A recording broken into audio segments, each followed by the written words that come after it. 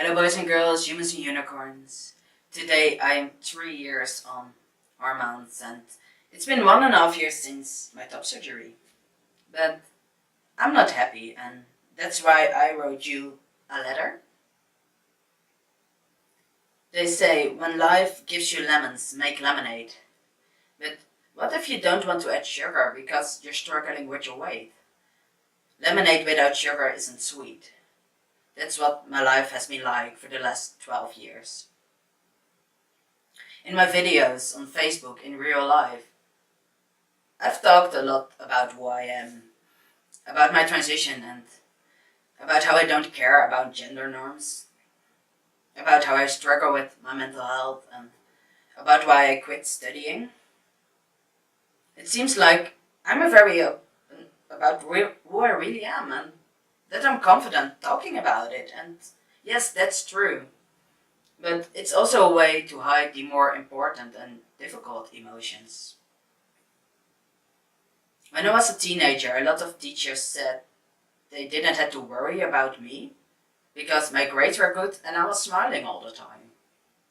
If they ever looked at me for more than a second, they would have known different. Only 2 teachers saw my eyes didn't smile, but they never asked me what was really going on in my head. When I was a teenager, I hated my body. While other girls couldn't wait to start puberty, I was already a curvy girl.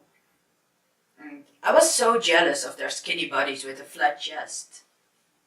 It was the same years that I got diagnosed with hypermobility syndrome, what caused me to stop with the sports I liked to do, and at school I got bullied a lot. I couldn't deal with the frustrations, and I started to eat more and more, and I gained weight, and I got more frustrated, and I ate more, but I didn't want anybody to think I was this fat girl because I ate bad food. So when I had to eat around others except my family, I didn't eat much at all. When I was 16, we went on a holiday to France for 3 weeks, and my parents and brother liked going on hikes, and I had knee problems, so I stayed at the campsite a lot of days. I saw all these young people in their swimwear being happy and having fun without caring what others might think of them, and I started to eat less and less. Short after the holiday, I went on an LGBT summer camp, and I stopped eating during that week. I was so confused after the camp because for the first time I started to lose weight, but I was even more confused because for the first time I had heard about transgender, and I realized I'm not a girl.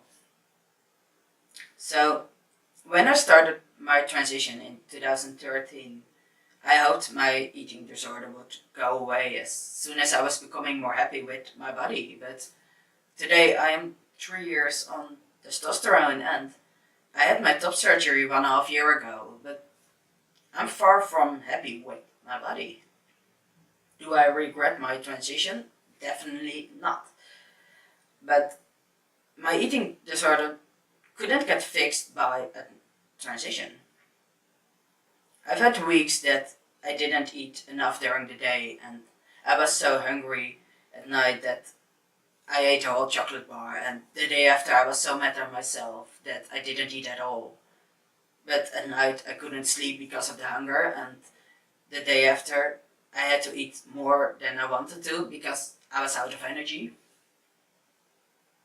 For the last 12 years, and especially for the last 8 years, my brain has been going crazy 24/7 because of the constant thinking about food and losing weight and how others might think of my body. And now I'm exhausted. I make this video today because of a couple of reasons. I'm on testosterone for 3 years, and that has been one of the best decisions I've ever made. At the summer camp in 2010, I met a boy who supported me a lot by making sure I felt comfortable enough to eat. He's also the first I ever told I'm transgender. Today, it's been a year since he passed away. I've been in therapy for 2 months and I find it hard to talk about it. It's been a big part of my life for so many years. And I've always tried to hide it from everybody. And it turned out I'm a specialist in hiding what's going on because nobody ever found out. But now in my head, it's hectic with the thoughts that you might think like, I never noticed it, so I don't believe it. So 2 months ago, I started with therapy. It's a lot. It's like a full-time job with meetings with my psychologist, meetings with groups, filling in forms about what I eat and how I feel about it. Things I have to try again. Mostly a lot of thinking. This means I'm tired, stressed, not starting with my study again in September, and I'm probably not the best friend that I want to be. I would love to talk and I really appreciate it when you send me a message, but I find it hard not to answer with all my emotions, or I don't answer at all because of my low energy, or it's a chaos in my head and I do want to ask how you are, but for some reason it doesn't work in here. So if I don't answer, it's not because I don't want to, because it's more like I cannot. And yes, I find it difficult sometimes to message people and ask for support because in my head I'm not perfect when I have to ask for help.